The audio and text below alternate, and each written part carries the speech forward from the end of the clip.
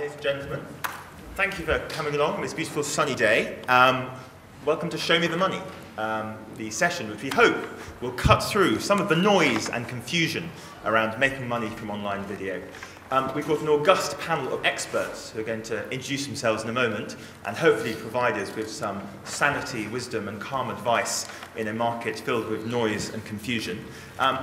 Briefly, just to introduce ourselves, my name's John Watts. I'm a director and co-founder at a consultancy business, MTM London.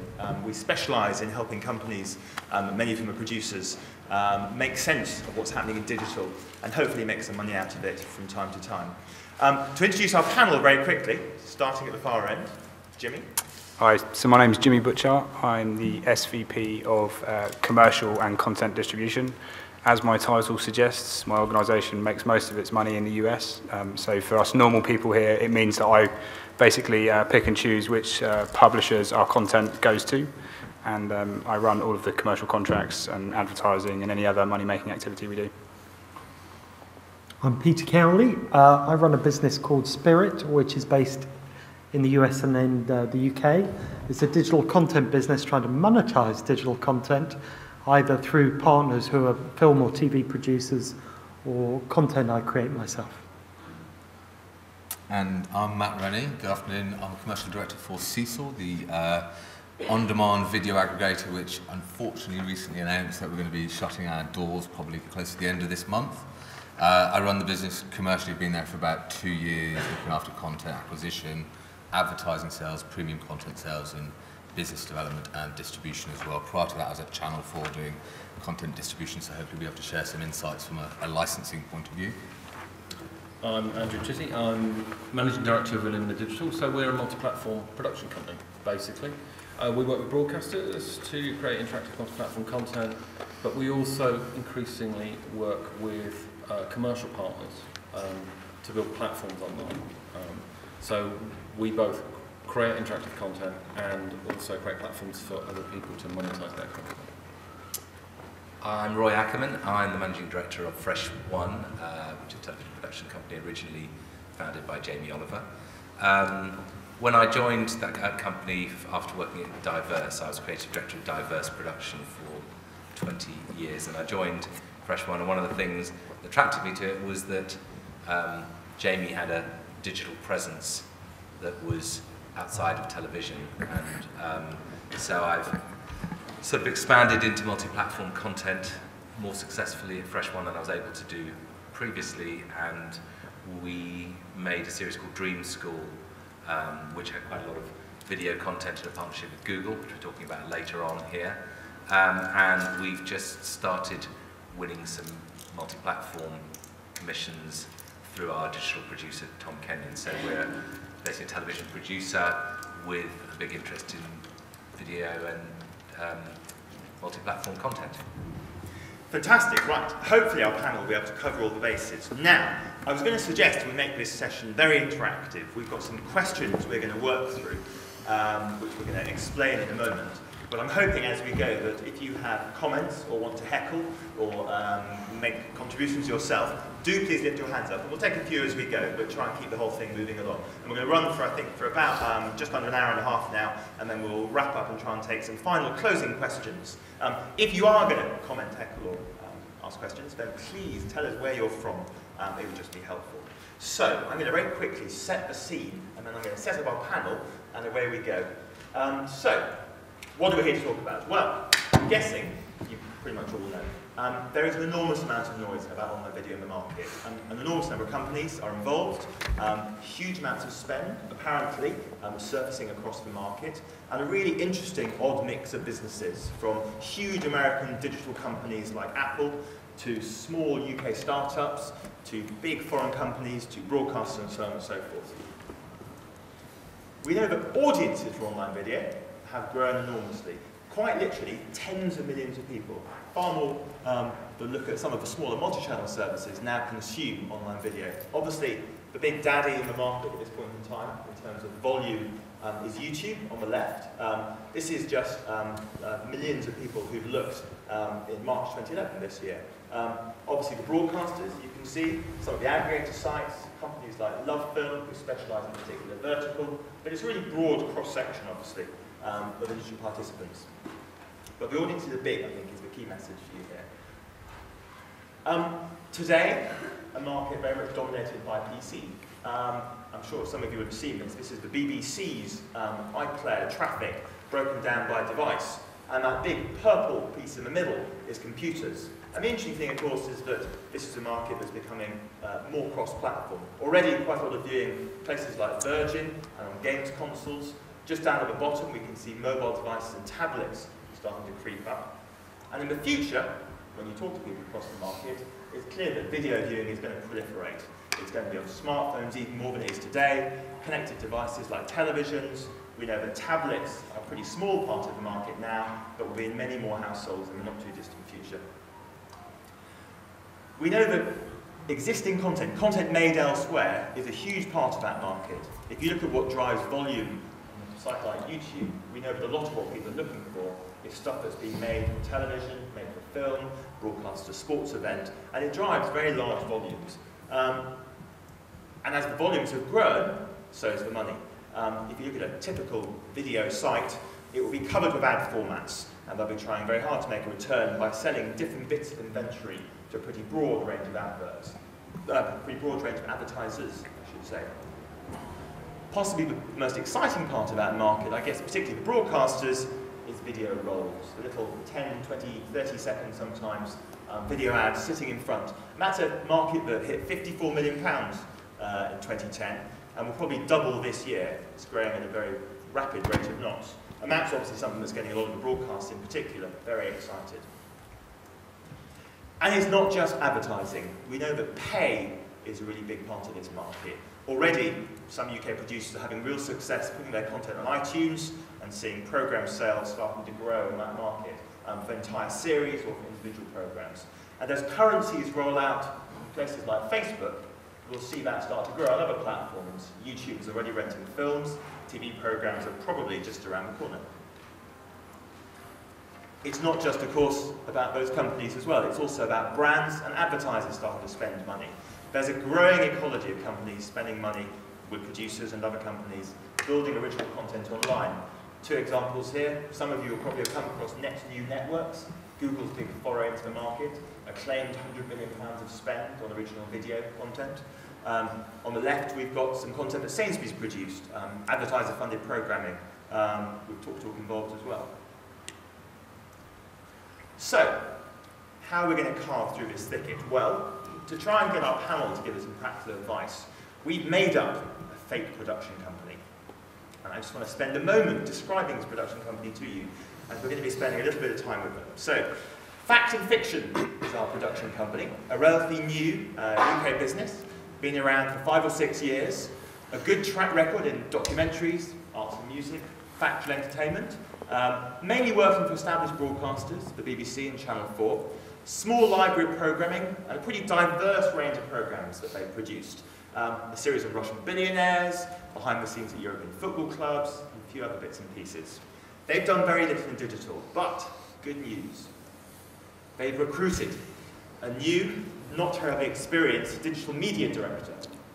And this director has been tasked with helping Fact or Fiction figure out what to do in online video, ideally making some money along the way. Our panel, unfortunately, our digital media director isn't very experienced, but joy of joys, I'm guessing the reason you're here, our panel has agreed to advise our digital media director. So, the first little dilemma that the director faces. The CEO has called our director in and has asked for a briefing. In particular, she wants to know, what is this story all about? Where's the money in online video? Should this be a big priority for us in a TV market which is really under huge pressure? And our director, struggling for an answer, has luckily turned to our panel. Peter, do you want to dive straight in? What would you suggest that our digital media director Thank you, John. say to our chief executive? First up, so he's asking the question, is there lots of money out there? I would say there is.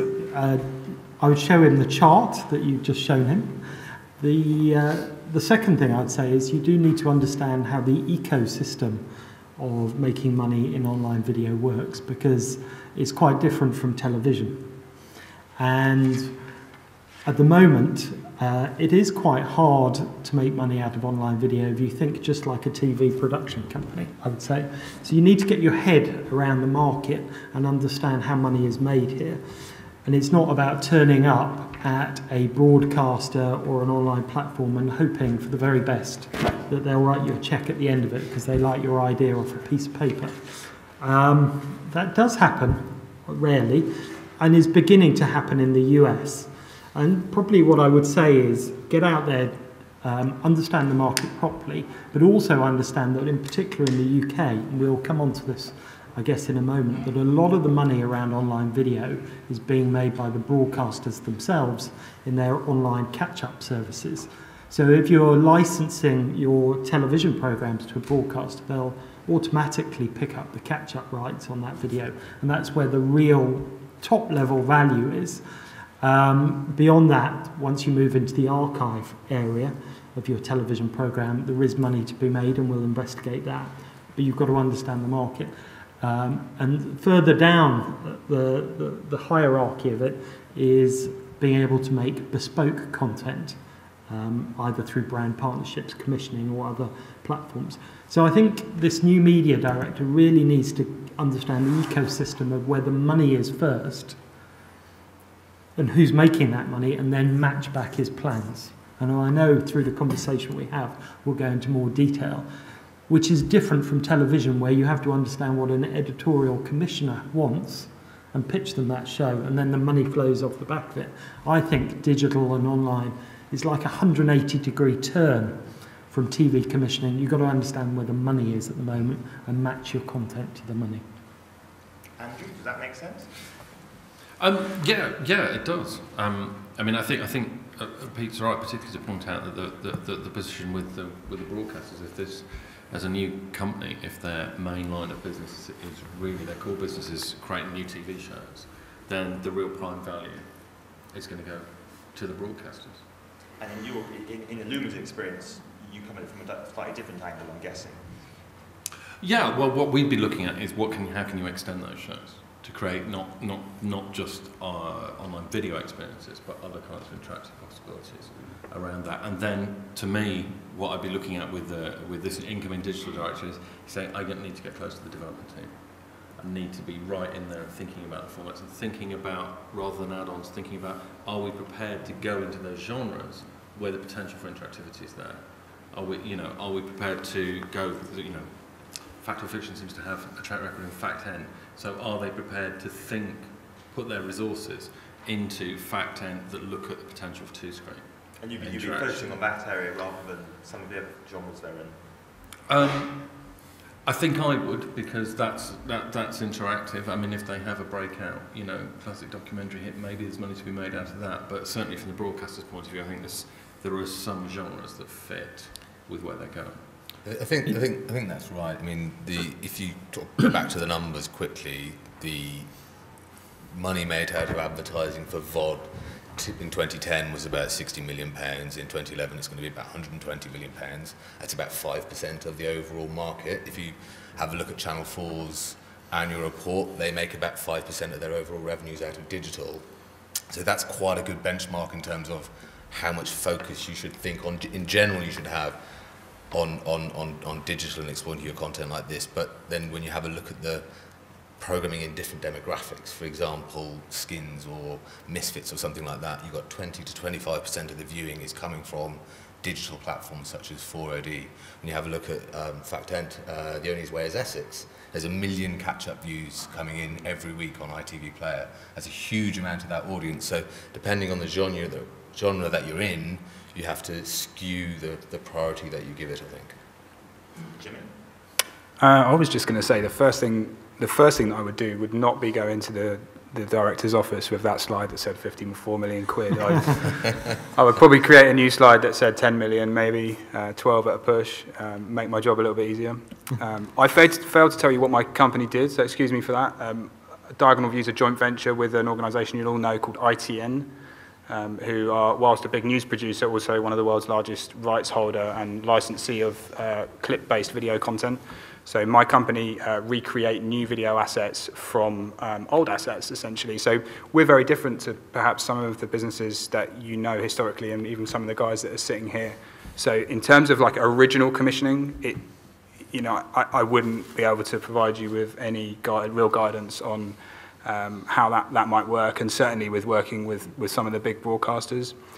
Diagonal View's key partners in terms of distribution tend to be the more traditional digital businesses, so the major portals and those likes. And I think where we've had certainly the best success, and how I would advise this digital director, is really to get as close to the controlling divisions within those organisations as you can. And they are generally a hybrid between editorial and commercial.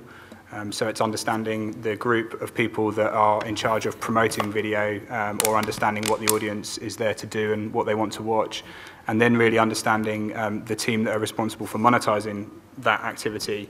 And if you get the balance of those two correct and you're able to match that with your idea, then money should be made. And how easy is that to do? Easy to say. Is it? It's something like fact and fiction not straightforward? It's absolutely not straightforward. I would say in Diagonal View's case, it's definitely not straightforward. We're 100% syndicated, so we don't own and operate our own website. We produce video and send it around the world to hundreds of different websites, and then we work every day to make sure that those websites try to make money off of that content, or we help them and do it ourselves. So it absolutely isn't easy. But I would say that the first point is like any business, there is a tipping point at which it becomes easier, and that's all to do with volume. So if you're doing 10 streams of a fantastic show, or you've got 10 streams of Rooney doing an overhead kick against Man City in the last minute, then you will make money. But if you've got a reasonably good bit of content, or a relatively average piece of content, you need an awful lot of streams to come anywhere close to making enough money to buy yourself a Happy Meal. Can you give us a flavour for how many streams you're talking about? We sell based on a CPM, or a cost per mil, so per 1,000 streams. In Matt's heyday at Channel 4, what are you doing, £40 per 1,000 streams?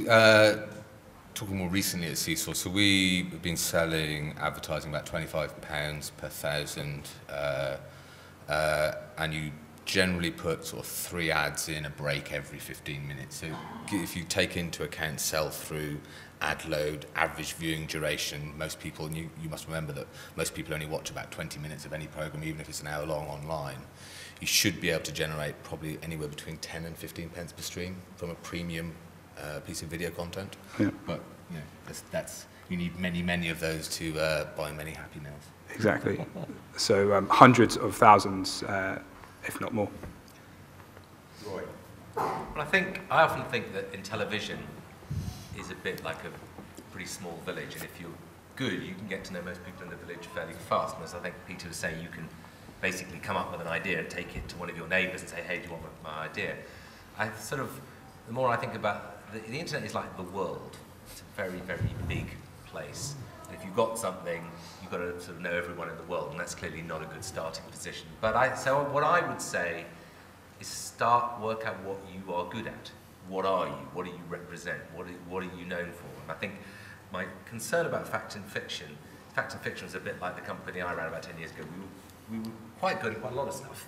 And that's tricky, I think, because in the world of the web, you've got to crash through. Now, now I think about it, we have made one piece of specific video content, which for Match.com, which related to brands, and they came to us and we made something with an advertising agency and with Match, and it was very exciting because it never went near television. There was a talk it might go onto television, and that's it was in the area of sort of dating, and it was because we had a couple of talents who actually, but they knew the people in the advertising agency, and that's sort of how it came about. Where I work, we started thinking about what can we do in the digital space, and we are already doing quite a lot of stuff in various different genres, but it took us not very long to work out is that it should be food. Because, I work with Jamie Oliver, and we do quite a lot of programs in the food area, and it was actually quite a potentially reasonable thing to do, to start thinking about making money in the digital space in one genre. So I suppose my message to this digital director, apart from saying he's got far too much hair, I was going to say, some of our guys have have. But I think baldness is really important if you want to sort of break the market. Yeah, I still think he could go further. Exactly, Andrew would probably agree with me on this. Feature a little bit, but I'm working on it. Yeah, but seriously, I would be trying to work out a space where you could get some critical mass. And I know whether you'd agree with me, Andrew, on that. And yeah, for us, I suppose we've got at least a chance in food, and we're already having conversations in the non-television space. 7 to 1 are about food. And so I would be find something special, because it relates to some things you're saying. Average isn't good. Average really isn't good. Well, that's a great place to get the ball rolling then. Why don't we start with, I guess, the bit of the market that lots of production companies are pretty familiar with, the broadcasters. Peter, you mentioned broadcasters as being where a lot of the money is at this point in time. Is it easy for producers either to get their hands on some of that or to start pitching ideas in for the online space at this stage? Well, my experience from my new business and from my time working at Endemol is that we're in shifting sands with broadcasters. So if you were to analyse the big guys at the moment, the BBC have reorganised backwards and seem to be supporting EastEnders and Doctor Who. I slightly exaggerate, but to make a point. Channel 4 have suddenly put a lot of money into getting a lot of multi-platform commissioners in place and have spent a lot of money on Channel 4 Education, which is web-only type content. Channel 5 is sort of difficult to say at the moment, but they support a lot of their television shows. Porn, yes, they support a lot of their TV shows. So it's very difficult to say from a long-term basis what each of the broadcasters' strategy in this place is. So that said, it's always worth segmenting video with the broadcasters. And I touched on it earlier. You sort of talk about the catch-up, you know, the iPlayer, the 4OD, the 5-player, and all those sorts of services where your rights, if you're a TV producer, automatically get hooked in to that service. Then you're looking at program support where you might create extra content, video content around a program where you might get paid to produce that content on a commission basis. Then you've got the sort of archive of content, the long tail of stuff. So I think you've got to, this new media, this digital director sort of understand where, what content is value in his catalogue or his production base and understand where the money is. And probably I would at the moment be going to Channel 4 because they're going for this multi-platform commissioning. They've gone on record to say that they've got a series of millions of pounds to support their television programmes in that second segment I mentioned. Not the catch-up, but actually supporting their programmes digitally. And they have this new commissioner who, I haven't quite worked out what they do, but they've got a great title called the Convergent Commissioner, which is new stuff. And they've got a couple of million. So Channel 4 is sitting on the most amount of money from a pure commissioning point of view. But if you read the press from a catch-up window, 4 and ITV will probably return the most money to you out of share of revenue from your catch-up window. Few of them, I think, do the archive very well. Maybe that's where non-broadcasters are a better place, or someone like Seesaw would have been. So they are commissioning. It's quite hard to get your head around it, but probably from a negative point of view from everyone in the room, most of them seem to be supporting their biggest brands the most. So if you're ITV, that's X Factor, Britain's Got Talent. Roy's lucky because Jamie's a big part of Channel 4 and those shows, but you know, BBC Doctor Who and Top Gear and Channel 5 presumably will do Big Brother. So if you've got a big hit, you'll get more money in the digital space. But if you're a smaller producer, and particularly if you're in the sort of factual area here, and you're trying to break into the area, I don't think you're going to make much money in this area. And we'll move on and talk about where there could be money in here. But you'll be lucky to get sizable chunks of cash out of these people unless you've got a really fantastic idea. So interesting if you've got a hit. Tough if you haven't, but that's the entertainment business we're in. It was ever thus. Yes. Just to pick up on your point, so the general viewing share catch-up versus archive at a broadcast site is 70-30 in favour of catch-up. The majority of viewing of online video on Channel 4, ITV, Demand 5, BBC it's entirely because it's only catch-up there, but it's 70% catch-up. For us at Seesaw, it was completely turned on its head. So 70% of our viewing was archive. For YouTube, for the broadcast deals that they've got, again, it's about 60% archive. And what you find is that the viewers or the audience are in that catch-up window associating that programme with the broadcaster and hence going to the broadcaster site for that.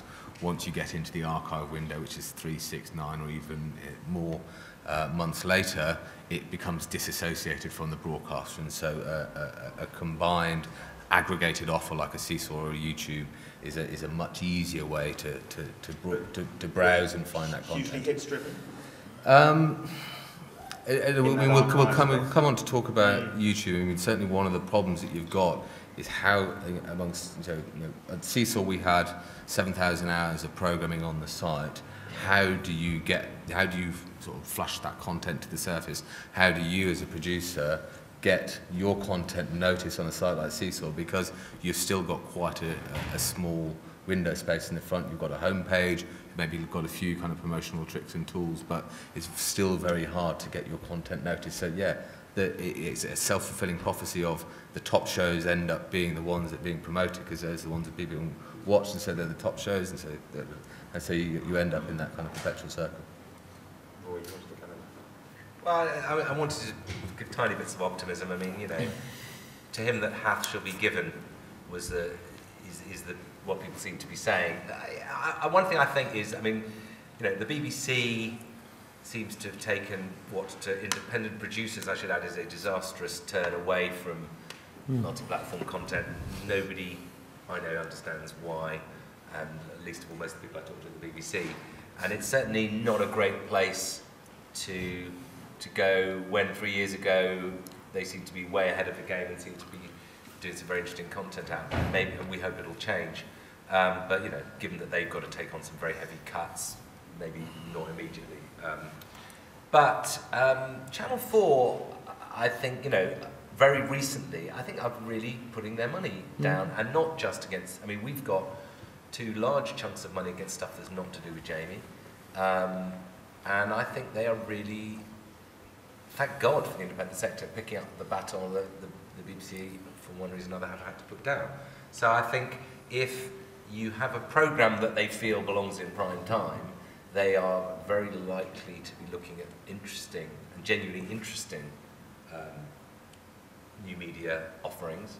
And it's not just the education area that they're doing that. So I think that is really quite an optimistic place. I think they're probably struggling, from my feedback, they want to spend their money and actually haven't got enough projects to spend it against yet. You could argue, and I agree with what you said, they're probably the only shop in town, so to speak, who are really prepared to invest their money.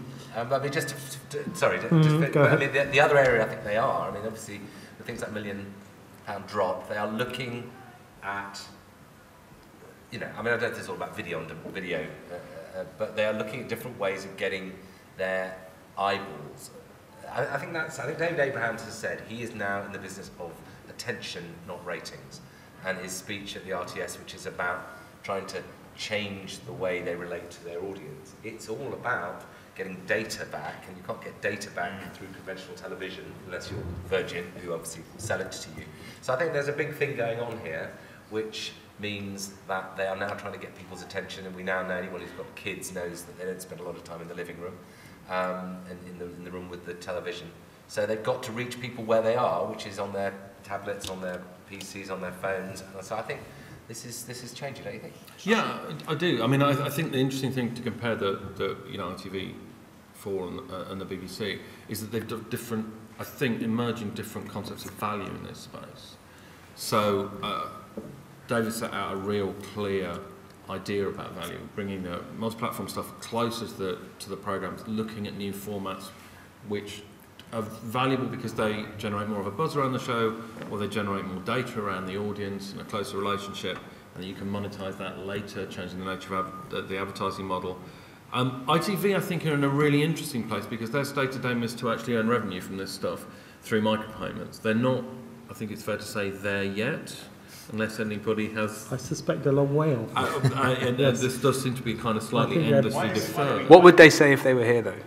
They would We're probably- getting there. We're getting I think Quarter why don't we four, I draw think, a is line the- on the broadcast a bit for now. Can I just add that if I was the digital director here, this slide would look completely different because my business is exclusively digital distribution. We don't even have rights cleared to go on television. So I would spin it round. You've got access to the world, as I think Roy pointed out, in digital, and the acceptability of online content is very different to broadcast. You can create a great show for internet-only usage, which has a very different cost line attached to it and a very different expectation level in terms of its quality. And you can, I'm sure there are people out there, in fact, you know you are, Next New Networks are a classic example of a firm who's had great hits with shows that they've built specifically for digital distribution, which have later been picked up by broadcasters.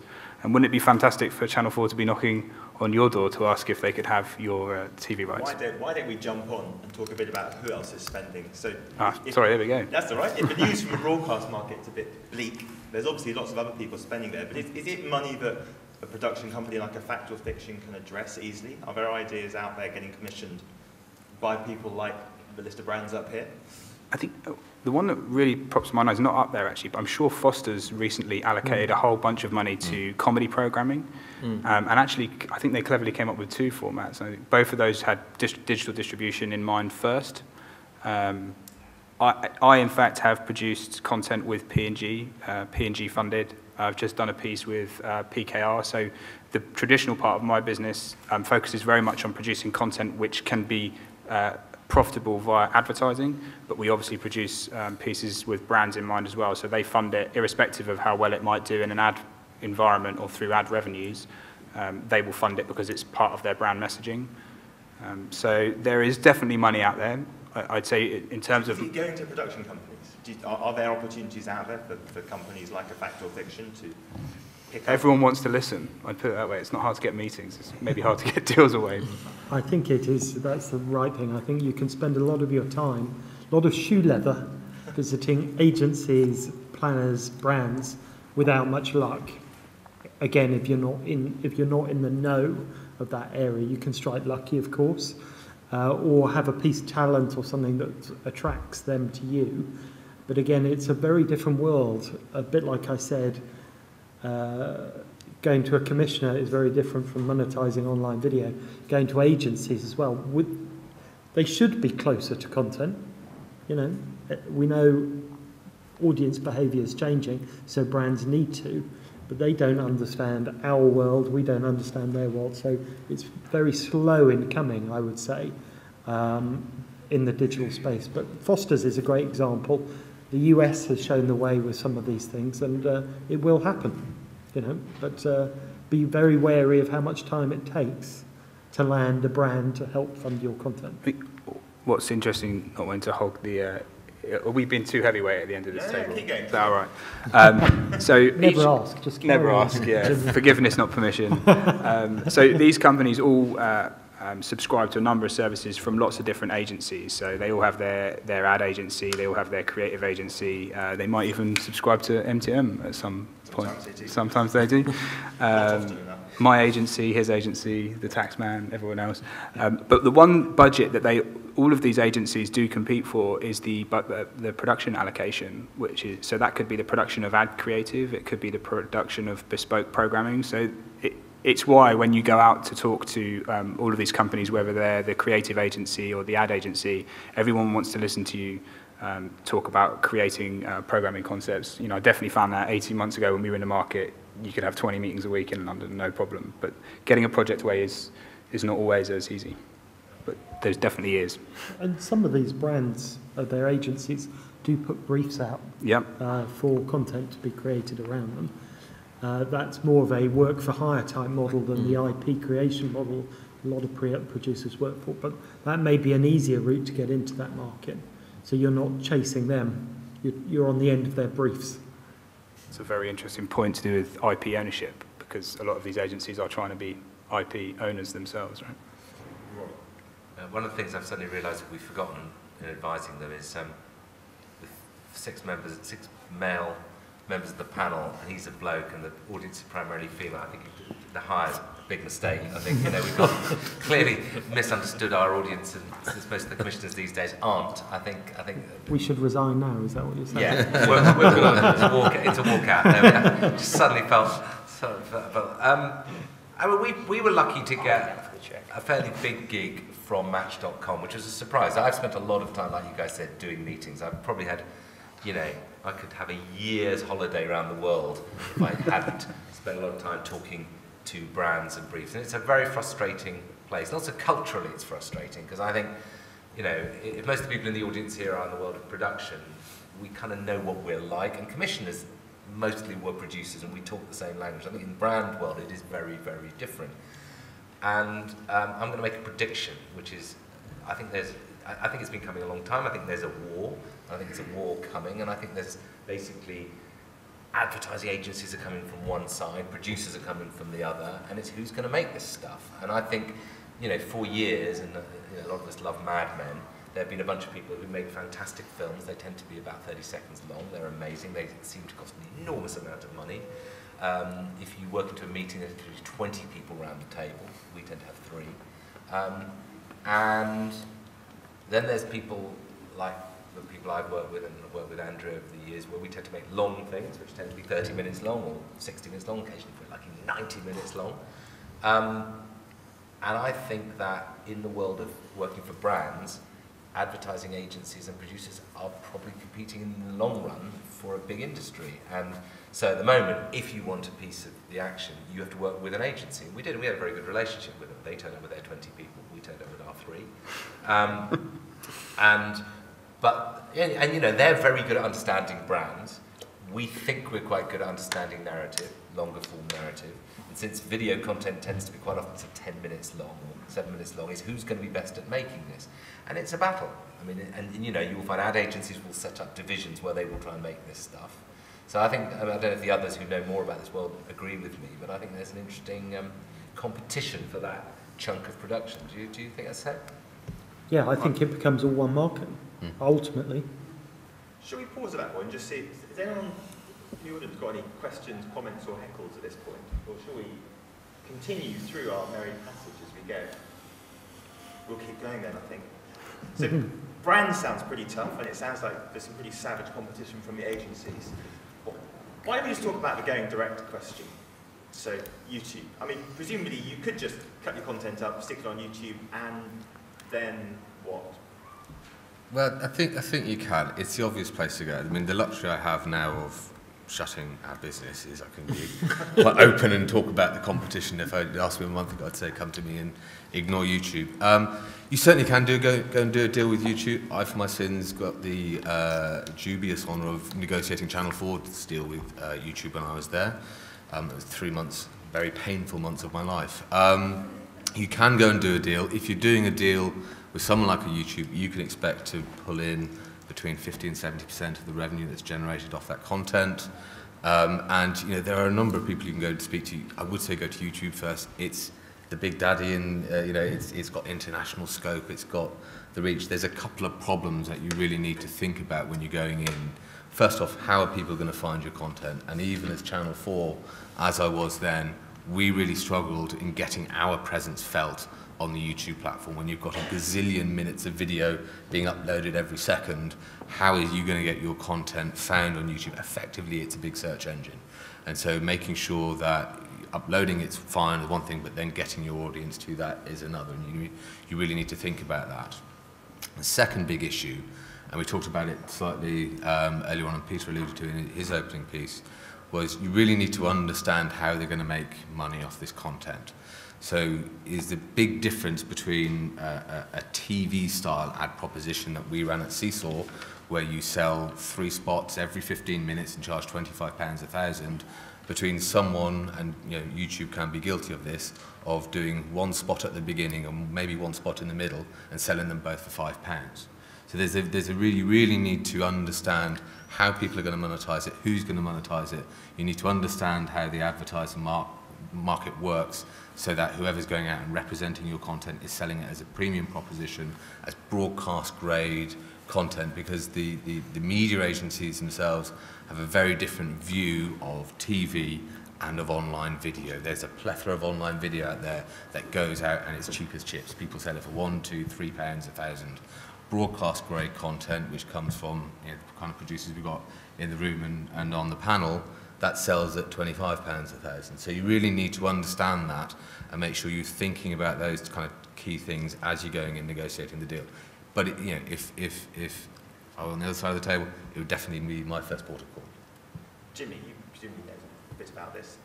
Are there medium-sized production companies like Fact or Fiction making money off YouTube in the way that Matt describes? Yeah, I definitely say there are. I think Matt's highlighted a lot of the issues with perhaps working with YouTube, in that whilst you may receive a good chunk of the revenue that is generated, you're certainly not in control. And you certainly have no negotiation tactics. To put it in perspective, my company does 50 to 100 million streams a month globally across 8 different shows, which produce 5 pieces of content a week against each show. So we're a high-volume producer of short-form content, globally recognized. We do 20+ million streams a month on YouTube alone. I don't control the ads. It's hard for me to get a meeting in YouTube. And 12 months ago, whilst they drove the highest volume of my streams in my business as a publishing partner, they produced the least amount of revenue. So biggest stream performer, worst commercial partner. In the last 12 months, that's radically changed. They are obviously selling through at a higher percentage. They're obviously driving up their yield in terms of their CPM, so what they sell 1,000 streams for. But they're still not really a commercial business. If you took YouTube out of Google, it would not be profitable today. I think it's a really important thing to remember. Their priority at the moment is not generating money for your content. It's about market share, pure and simple. They want to push everyone else out of the market and make as much volume as possible. And then when everyone else has gone home, they can sort of turn the revenue up. I do think the great thing about online viewing, and as a producer of online content or as a producer trying to get content viewed, is that you can control it. You can do a lot yourself, and YouTube would be naturally like, point one, go and have a look at it. And whilst they generate, I think, 40 to 50% of video viewing globally, it's rapidly changing. That landscape is changing. Social media is going to influence it even more next year. A massive amount of the plays that YouTube generates comes off of an embedded player. So people aren't actually visiting youtube.com. They're visiting a page where someone has happened to embed a YouTube player. So it's a really important place to go. You will generate some money, but don't make it your only part of your strategy, I'd say. I was just going to say that, Fact or Fiction, they're not a big company. I think they've got to think about what's the long-term value they're trying to create rather than the small amount of revenue that they're going to go on. Yes, go to YouTube first, first steps, but actually maybe not. Maybe go to Facebook first, because of the type of content that you're trying to create. If you're trying to create long-term value in your formats, trying to create fans, trying to engage an audience, then so much video being watched through Facebook, you might be, long-term for a small company starting limited resources in digital, you might be better doing that. Can I ask a question from the panel? Because if the video's on YouTube and it's kicked on from somebody sends you a link, don't they? Somebody sends you a link and say, watch this. But presumably advertising is on YouTube, or am I getting this completely wrong? They're in and on the video. They actually tend not to monetize their embedded plays. So they tend not. They tend not to. So they have 2 different ad formats. One that you definitely can't buy a Happy Meal from the revenue, and one that you maybe can buy a Happy Meal. To put it in perspective, the one that you possibly could buy a Happy Meal from, they don't tend to monetize outside of their own domain. So on an embedded player, even if it's in Facebook, they wouldn't. But actually, your point is really valid. Like if you've got a great quality piece of content, which perhaps isn't going to hit the critical mass which you need to drive with a normal ad revenue model, get a sponsor, put it in a great domain, make it accessible, do some great, cut-through marketing, which doesn't cost a lot of money. I mean, I got a bunch of students that work for us that run our social division. I have no clue what they do, but it's amazing. They drive massive amount of views, and we don't even pay them, let alone give them a budget. So there are ways to do it. Does anyone have a YouTube question for the panel, or should we jump on? I think there's a quick point. You mentioned Next New Networks at the very beginning of, and if you follow the history of that company, they predominantly created video for YouTube. They clearly went elsewhere, but their strategy in the beginning was to pick up some of the talent who had already proven themselves as being able to build an audience on YouTube, and reuse them as presenters, hosts, or the content in the shows that they created. They did that because those people had a following on YouTube or in social media and would help market their programming. And I do believe, whether it's Facebook, it's YouTube, whatever video-based portal beyond the broadcasters, it's really up to you, probably, to do most of the marketing. You know, Matt mentioned earlier, you know, one of the hard things is getting your content to the top of the pile. In the US and the UK, people who take it upon themselves as a producer to do the marketing, whether socially or in other ways, tend to be the people who can win in this space. Can we just ask a quick question about the £100 million of spend from people like Nextbeat, which is much touted in the market? What's the reality? Presumably there are people chasing that money frantically, and for someone like Fact and Fiction, you're not going to get much of it. No, there's I think probably a request for proposal, or whatever the technical term is, in the US at the moment, that is public knowledge at the moment. YouTube are advancing, use the word advance, $5 million per channel of content for a number of content genres in the US, primarily. They say it's going to happen in Europe as well. I haven't heard how they're going to do it. So $5 million is meant to pay for 30 or 40 hours of content that appears like a broadcast channel on YouTube. And the people who are on the tender list are trying to work with producers from around the world, essentially to put that content together. But it's an advance. It's the US, and they're going to people like CAA and the big talent agencies over there to try and run those channels.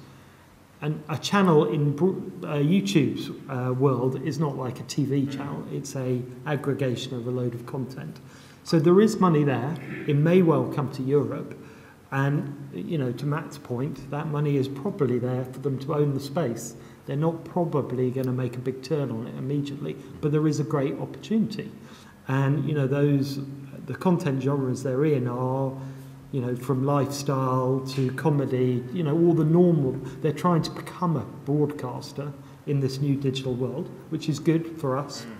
So there is great money out there. You just got to get on the end of it and understand what they need.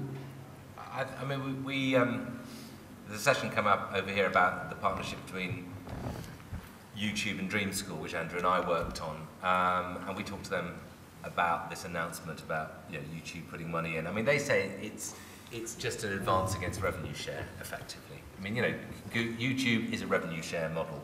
So I think, I'm not sure they want to become broadcasters. I think they want to just become publishers, really. I think they're, again, the words are, it's semantics, really. And they're by and large, I think, talking about talent. So I suspect if you were a comedian who was pissed off your third run of your show wasn't being picked up by Channel 4 or the BBC, not that that happens, of course, you might just say, fuck it, I'll put it on YouTube and, you know, get a bit of an advance to pay for the mortgage, and go in a revenue share. And I think that that thing that they used to call disintermediation is happening. But as you say, it's the world, it's not a village, so you've got to be known, probably. And I don't think they'll be putting money behind the unknowns, do you? I mean, no, what they said to me is they'd prefer to back people who know how to do it rather than someone who's just starting out, because it de-risks it, you know. So if you've got a successful channel already, they might give you more money. Right. I think that will change once they fail, though. We're looking at a second generation of our business. So we make content from content, as I said before.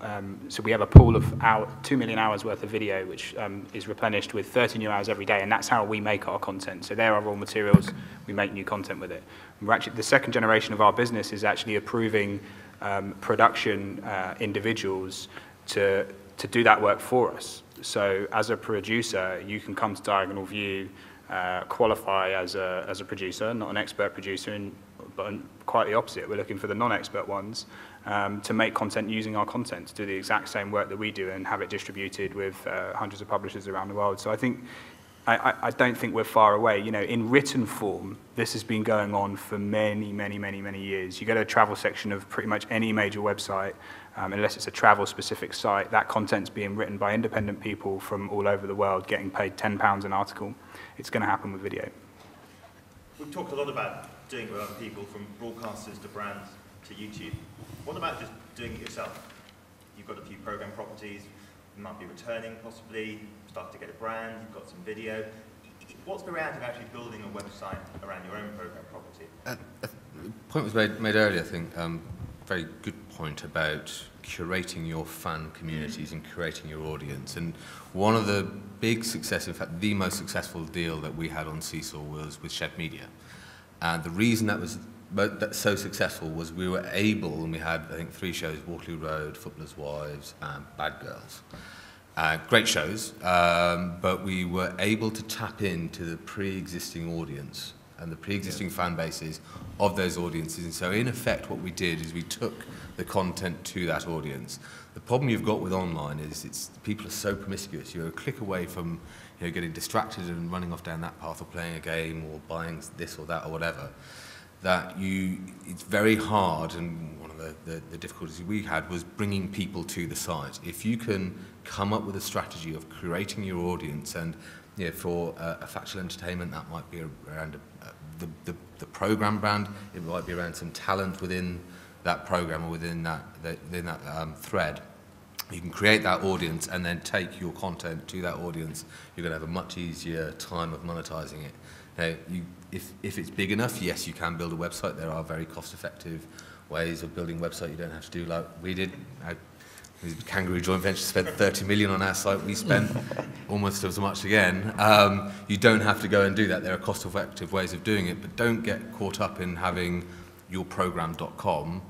Look at your Facebook profiles. Look at your YouTube channels. There are many, many different ways of building a place where your fans can congregate. So you need to come up with a strategy, understanding where your fans are, making sure that you can manage, if not own, at least manage those, and then you can bring your content to that fan when they're big enough and when you can make money out of it. Andrew, can I ask you, you've been around the block a few times. Apart from a few game shows like Deal or No Deal, or the odd mega celebrity site, like possibly a Jamie's site, is this a strategy that would work for anyone else? I don't know. We've been looking at it with a few people over the last couple of years. We've not made it work yet, right, commercially. I think the kind of audience community focus of it is absolutely the key. So if you're... So two opposite ends of the spectrum, 2 things we've been looking at recently. We've just done Waterloo Road Online for the BBC and Shed, working with Shed. Right. And there is a real audience, and the pitch for Waterloo Road Online was to look at, Waterloo Road's got an interesting audience, old and young, not so much in the middle. It's going at the young audience. Fantastic figures, really, very, very cost effective. Now, the guys at Shed know they'd like to engage with that audience more. It then becomes a commercial argument as can they do that and take it essentially, because that may not fit the values of the broadcaster, can they take it off somewhere else? I think that's a really interesting one for shows with an established fan bases where you can take it. There's definitely engagement and the traffic there. The other thing we've been looking at, so that's the audience engagement is there, the numbers are there, it could, the creative potential is there, but the commercial arrangements aren't. Potentially rights arrangements. The other thing we've been looking at with a few people is genre specific, where you've got a show that's got a long track record, but it's actually about the editorial quality of the show or the audience it generates is specialist and could have a direct transactional application to it as well. And I still think we haven't seen one of those work yet. That's where the sweet spot is for me. And I don't know why. I really don't know why. Well, I mean, I wonder whether... I mean, you guys are probably all the people who can do it. Cause well, we've obviously, as I said, I came to this place thinking there's this Jamie Oliver site, which is a very big site. And, one of the things, what's quite interesting is that, a chunk of my company is like fact and fiction, useless. In the sense that we make nice stuff that hasn't got a chance of really cutting through in this big universe we're talking about. It's more like the I think it's not like the world, it's like the universe. It's very, very big. And sorry, it's not useless. We do fantastic stuff. But we've got this, Jamie Oliver obviously has a big website with millions and millions of unique users. People come there for a reason, for recipes, and increasingly for stuff. There's content there that you buy and people spend a lot of money on. And, there's lots that I don't know yet about the plans, but obviously there's lots of plans going on about how to make more of it. And the interesting thing, though, is that our business, Jamie's business, there's lots of different bits. There's restaurants, there's books, there's website. And our bit is the only bit that does non-Jamie stuff, because it's a television production company. Anyway, I hired a guy to run digital, and he works for both different parts of the group, and we're starting to break down the boundaries between the groups. And just very interesting things are beginning to happen when you start to so we've got an audience there that come to Jamie's website. What can we do with it? What can we sell them? And in the end, can we use that to move them to other parts of the business? So I suppose, yes, there is something there which has product, food and food-related and garden-related product. There's also television related to it. So, I suppose what might happen in the long run is that it's not so much about websites, it's about all these things. It's about fans, it's about platforms, and it's about brands. And I suppose that Jamie, and thank God, is not all about money. There's some philanthropy and good stuff. Charles, be honest as well. Listen, I can't speak for himself, but no, it's a good mixture. But yeah, of course, there's money there. But I'm saying with a big critical mass like that, then you maybe start to make those links. I mean, obviously, Top Gear. I mean, I imagine Skins, but then Skins isn't selling stuff. It's mostly building a fan base, isn't it? Well, no, I mean, actually, Skins had a great business. They did parties in their clothing lines and all sorts of things. Probably. Yes. I'm not sure that was branded with the 4 brand. But yeah, so it did have that kind of community that you can monetize, and as I guess you really need to look at the brands that you're creating and understand, actually, can I create a sizable community that we can start to monetize in interesting ways? This area here, I think, is where we've talked about building fan bases and monetizing them. I think you can draw the line through website in many ways these days. Websites is just one of the tools requiring a fan base.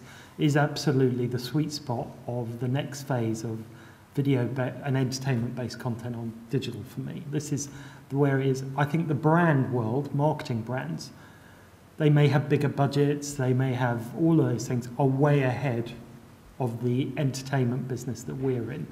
Whether you're in Starbucks or Monster Drinks, or that they have huge followings, and they've worked out how to manage that community for the objectives they have.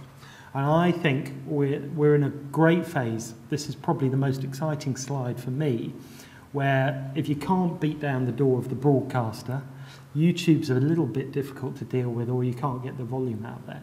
If you've got a nice sweet spot, even a niche area, in the factual or fiction area, that can have a focused fan base that want more product from you, and you work out what product to sell them, you're in this new world of build the fan base, ask them what they want in this sort of social media world, and sell it to them. And that could be a book, a live event, or it could be a virtual goods, it could be a mobile application.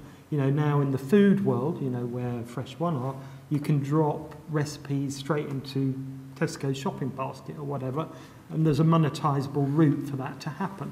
So we're on the edge of people being able to make money from digital if you move beyond just this fixation of advertising into consumer transactions or cross-selling the analog world, for argument, for books and events. Is that accessible, do you think, to a 20 or 30 person production business? I think it is. I absolutely, because in many ways it goes back to understanding where the money is and how audience behave. You can be one person in their garage who's 18 years old or 80 years old, and I think you can do this if you understand the money bit and the audience bit, which is why will someone want to be a fan of you?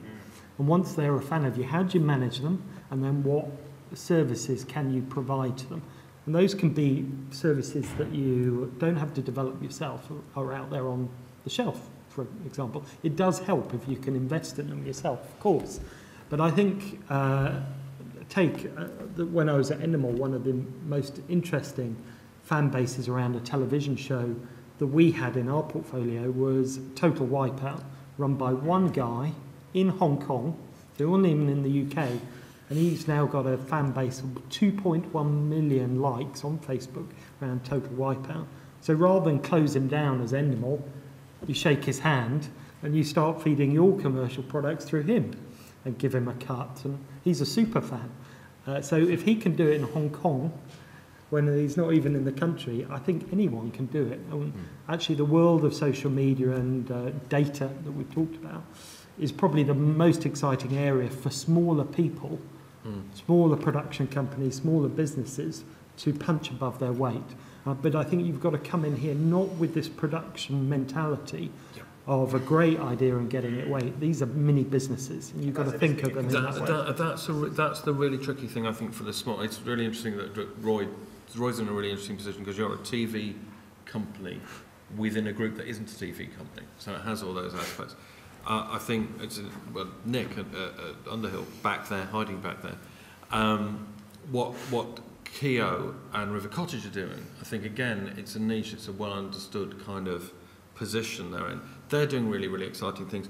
I think for the smaller companies, and we've worked with a few on this, who have the potential to do this, the transition to thinking of this as a separate business with a separate model is really challenging. Really challenging.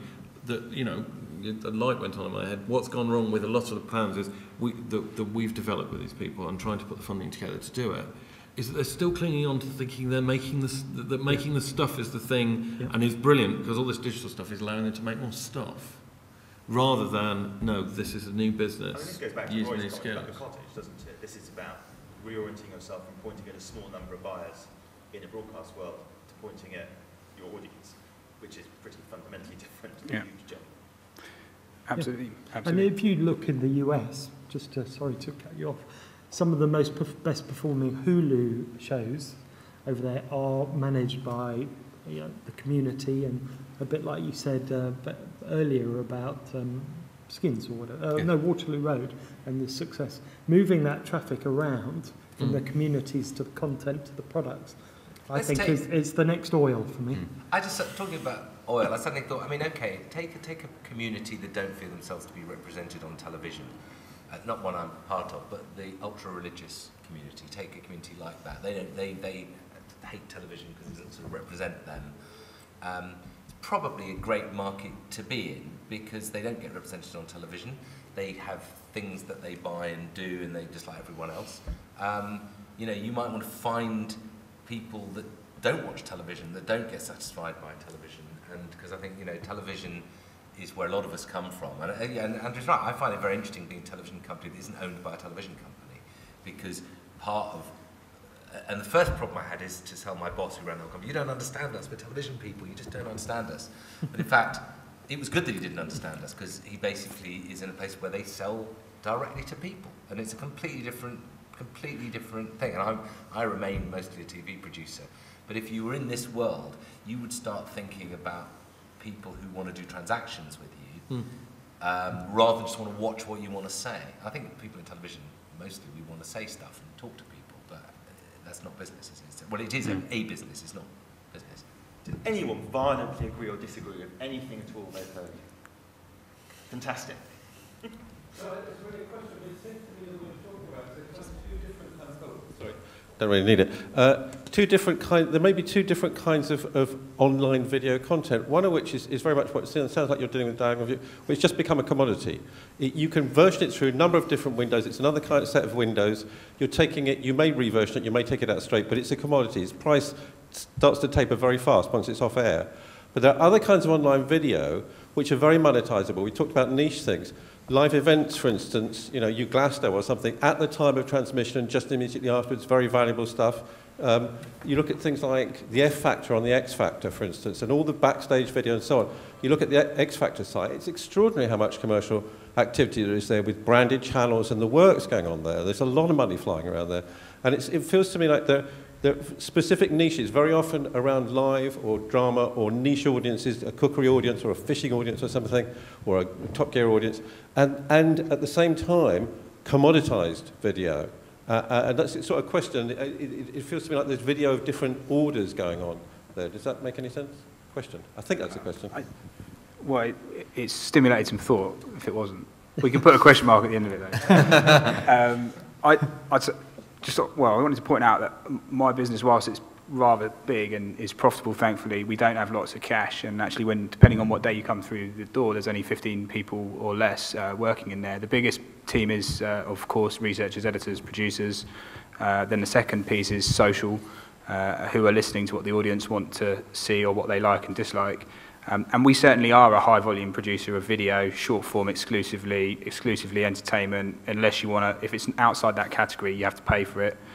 So we only make what we know users want to watch. Therefore, we know there's ad revenue attached to it. But as a business that analyses what it does every day and has to review its costs very closely, we know exactly how much it costs to produce a clip. And we know almost to the penny what the revenue was attached to each of those clips. And the highest grossing clips for us in terms of revenue are those clips that live on for existence forever and a day. And our partners are forever digging something out that we produced 3 years ago to promote on their homepage, and we had no idea it was coming. You know, you turn up Monday morning and you've done 2 million streams on the homepage of MSN with a clip about a snake because it was like Snake Day or something like that. So, you know, your point is true. There's massive difference. It's changed so much. You know, when we started 3 to 4 years ago, it was less competitive. It was very easy to get a viral hit online. It's very different now. There's every man and his dog in a basement making video and putting it online, which is fantastic. And then you've got companies such as many of these guys here run to my left that you know, that produce really high quality stuff, which probably has a moment in time, and then the in-between, which is like the occult shows, the Skins, the Bad Girls, or whatever, as Matt was talking about, which, you know, have a medium lifespan as well. I think the point's very good, actually. I mean, there are a huge range of video, down from, you know, something that someone's filmed on their phone in their bedroom, up to, you know, people distributing, you know, £1 million production budget episodes online. Again, it comes back to the point of you need to understand how you're monetizing your content to understand what value that content has. When you go into a media agency, you're selling an audience. And so depending on how you're going to sell that, it's going to have a different value. So, you know, we could go in, and if it's a fishing video, I could go and sell that to companies who are associated with fishing, I don't know, who make Wellingtons or whatever you use when you're fishing. And you could sell that at a very high rate. And so it's about understanding how you're going to monetize that and making sure that your content gets bucketed up like that and then commercialized like that. We've got about 10 minutes. Let's just talk a little bit about some of the practicalities, having heard a lot of ideas about how on earth you do this. So, should we rattle through these ones? So, first thing, our digital media director's got lots of ideas now. Should they build a team in-house? Do we need a team to do all this stuff? Yes and no. Yeah. I was going to say, television is basically a piece of tape, and it's been edited. That's the only thing. All television is like that. It's a piece of tape that's been edited unless it's live. Whereas I think the thing about new media is it's often incredibly different forms of technology, different platforms, some of which Andrew builds, some things you buy. So my feeling, since part of my business is closest to fact and fiction, is you're better off, I think, with one really clever person who has a very good Rolodex. You definitely need some good advice. The best thing you can do, I think, is, yeah, and I think is what you're saying, is you need to ingrain it into your business. And so when you're receiving a tape from the mastering house, when you're securing rights at source, make sure you get what you need for a digital operation along with that. When you've got your sales and distribution people, get them just to sell it as another channel. The one bit that we've kind of talked about quite a lot, just in the last question, or maybe the one before, the one thing that maybe you will be missing is some kind of community management. Yeah. And so some people who can curate and manage an online community that over, you know, the long term will start to deliver value for your business.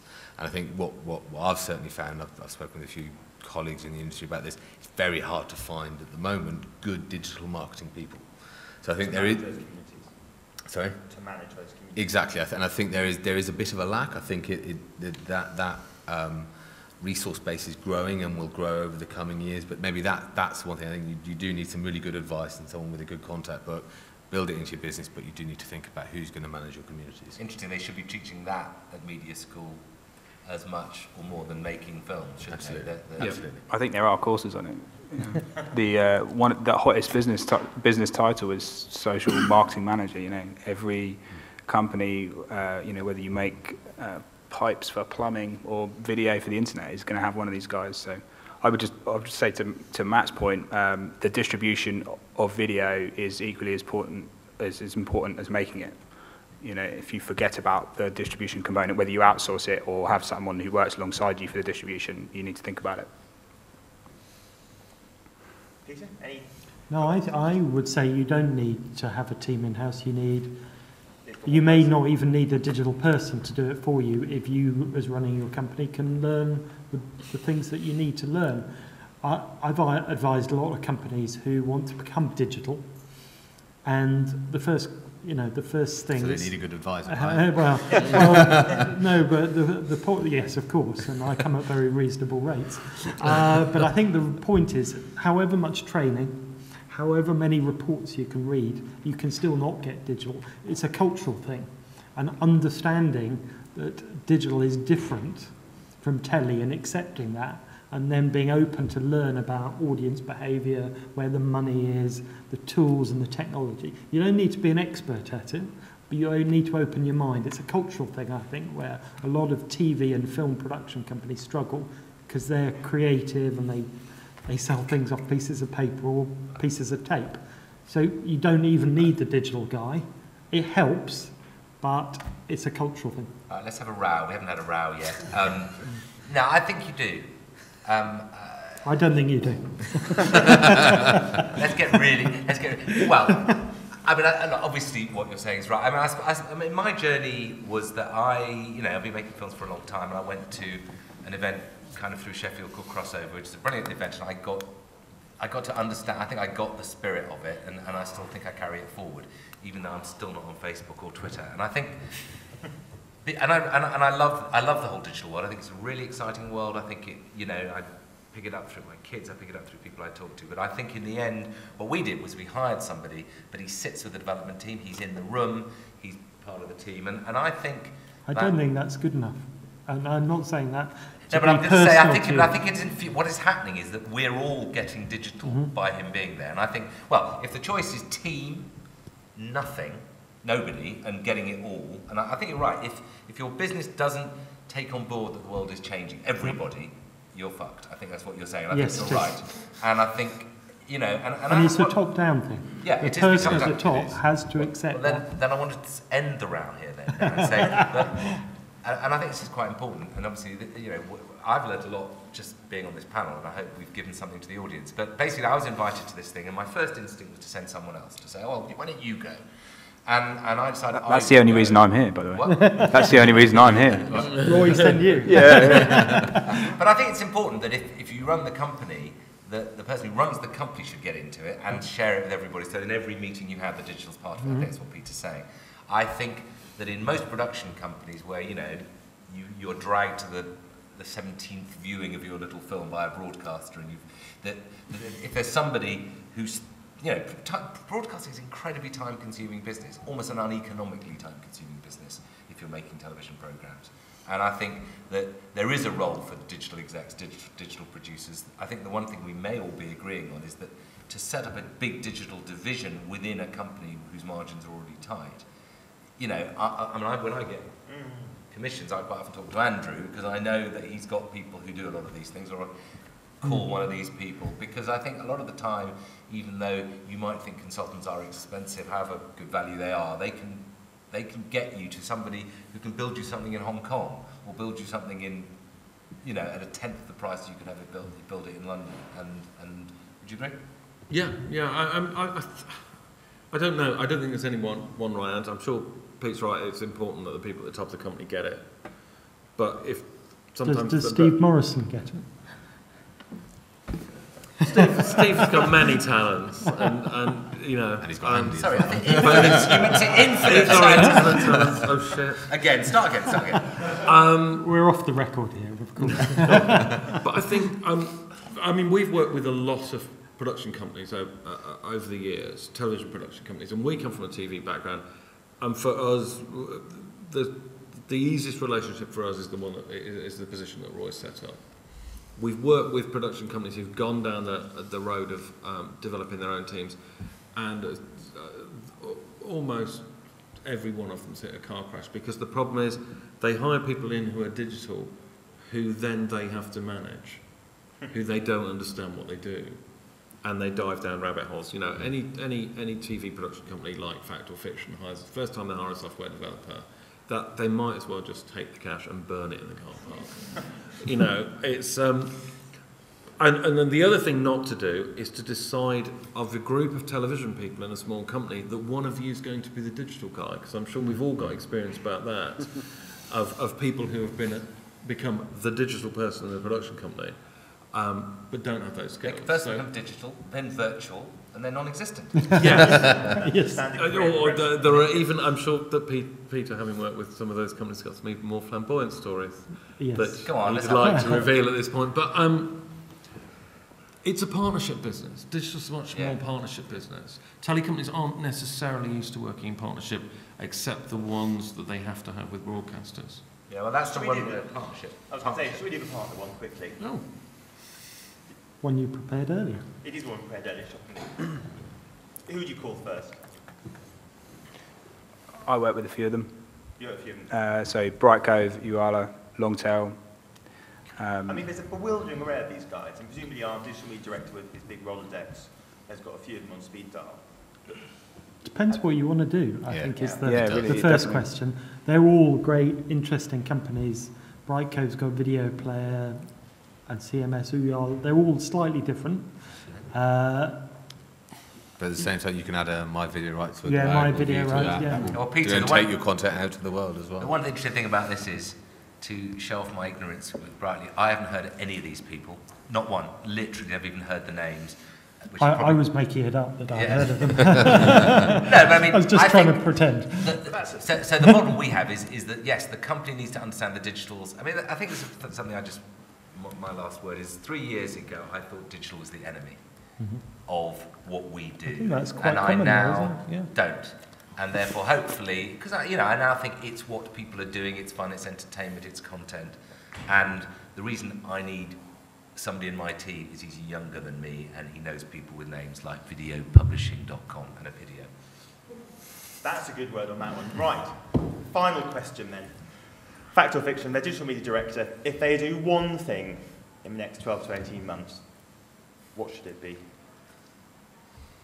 Do I have to go One first? action, go on, Jimmy. Create the next Big Brother. Yeah. I would say no one has nailed something like Big Brother for digital only. You know, I think that's still wide open to do some sort of interactive or addictive show online. I'm quite excited about that. But if as a business person, I'd say if there's one thing that you can do in the next 18 months is have an individual asset or production which at least breaks even. Not a bad, but it's a helpful thing to do. Yeah. Peter, one specific thing you would do? Well, other than fire myself after this conversation that we had, do you know, I think the US market is the biggest digital video market in the world at the moment, if you speak English. And I would probably review whether some of my great creative ideas could work in the US market, where for every project there's an extra naught on the end of it. It's harder, it's more competitive, but I would look to the US. So emigrate. I think, you know, the US love Brits. You can sit in your office in Sheffield. You may need to go over there, but, you know, there are more people commissioning digital content in the US with more noughts on the end than in the UK. Fact. Matt? I think you need to get your audience and data strategy right. That's the first. the real That's answer, isn't it? that's That's the the build. proper That's the answer, building isn't block, right? That you're going to be able to monetize and monetize long term. Build, understand your audience, where they are, and get your strategy right for that, and everything else flows from there. Andrew? I think they're still a television company at this point. So Yep. I think that what they've got to work through is of their existing assets, if any of them are returning, or of the things they've got in development, what has the ability to attract that, we'll take any of the strategies that we've talked about and make sure that that voice is right there in the development, because they're still a TV company. They're not going to transform overnight. It's the only thing I wrote down that hasn't been changed by what I've heard. Have a good idea, which is what you said. Yeah. Have a really, really good idea. Right. Final slide. Anybody questions? No. Yes? No. Yes. Yes. Hooray. We'll pay you after. Just a question about pay-per-view against getting revenue through advertising. So how do you see the future of, when Apple does iTunes and all these markets, is it something growing, or is it basically, from your point of view, it's one or the other? It's growing with the proliferation of devices, is my view on it. I think the getting people to put their hand in their pocket, particularly for factual type programming, in a .com world, is very hard. When you start to get onto iPads and iPhones, it becomes much easier. There is an interesting market. I ran the iTunes deal at Channel 4 when I was there. There is an interesting market for the really big, high, glossy, £1 million budget programs, but online it's very hard. As devices gather pace, I think it becomes much more interesting. It does depend on the normal variables, though, the type of content, like how timely it is. If, for example, live streaming sports, it's very much probably good quality sports, could be a paid area in a big way. Certainly for my business, it's just not. We're heavily geared towards the ad infrastructure. But the more and more that productions companies like Fact and Fiction and traditional production businesses understand that there's money to be made there, is probably going to be a result of, their understanding will be a result of the fact that pay-per-view is increasing, because it's an easier way, it's an easier concept to understand for these guys. There's probably more money in it as well for them with lower amount of views. That might be a note to finish on then. Oh, sorry. People that you are kind of looking to supply, do you think that they're interested in seeing data about the kind of value that you can add to the from the projects that you're kind of creating for them, like your own? What do you mean data. by that? What sort of value? I don't know. So, like, if Channel 4 at the moment is saying that it's interested in seeing hard data from the stuff that they're investing in online, do you think that people who are producing content for that kind of strategy, do you think that they should be going to Channel 4 with kind of statistical evidence about previous projects? And like, do you think there should be kind of like a BARB equivalent for like online stuff? Is what I'm trying to say. Yes, yes. There's definite gap in terms of online measurement at the moment. It's almost paradoxical that you've got a medium that is so measurable, and yet there's no standard by which you can measure it, whereas you've got TV that runs at an incredibly unrobust measurement system, but that everybody buys into.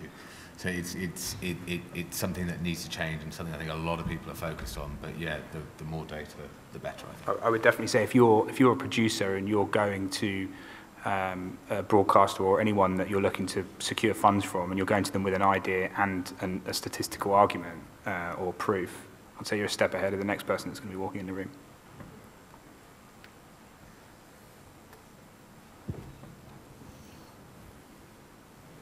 My name is Alexandra. I'm a producer. And just to tell you, before I became a producer, I spent 10 years as an analyst and watched every single VOD IPTV service launch across Europe. I'm not going to say where I work because you probably may know me, especially CISO. So last year I jumped off the fence, stopped evaluating cable TV networks and produced my film. Had some fun and came to this session, and I have to admit I'm surprised none of you mentioned telecom operators and what I used to call in my analytics pipes. And they, from my experience as an analyst, I'm not going to wear a producer's hat asking this question, they're quite important stakeholder in this whole world of revenue slicing. if there's any revenue, I still remain rather terribly skeptical, having stared at data for about a decade of my life.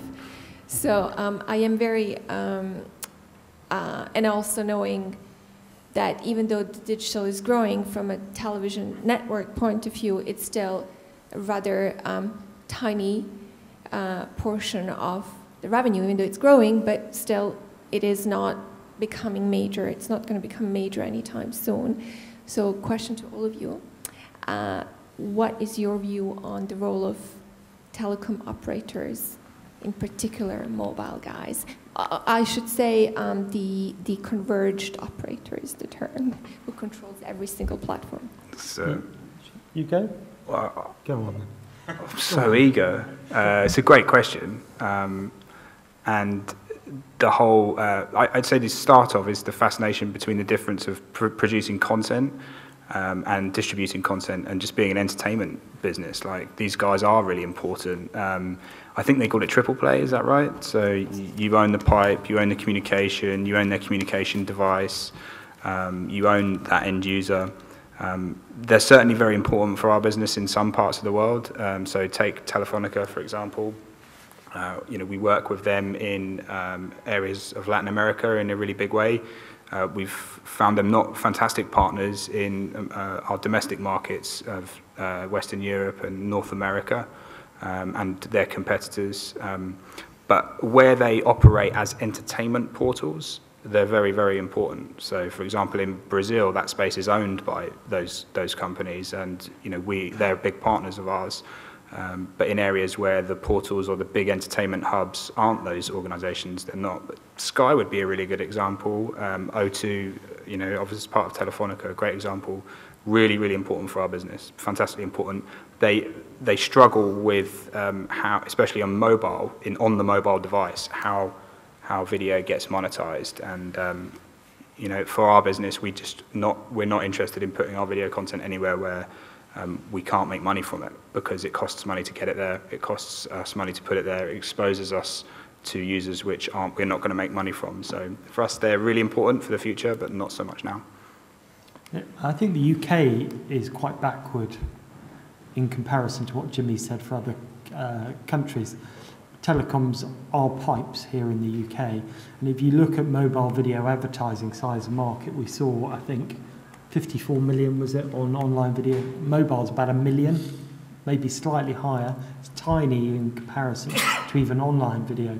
So here in the UK, I think it's mainly about pipes, unless you're aggregating channels. If you're a producer, I wouldn't even bother going to them. But if you're a channel owner who are going to aggregate you into a bigger service, they may be of interest. In France, Orange is huge in terms of probably a quadruple pay, and they commission content. They own part of Dailymotion. Yeah. So it varies country by country on their influence here. But I couldn't think of one telecoms operator in the UK I would go to try and get anything commissioned.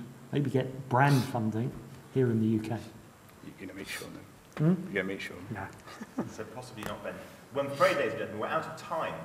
In fact, we've run slightly through time. So, if you could join me in saying a big thank you to our panel for giving us their advice.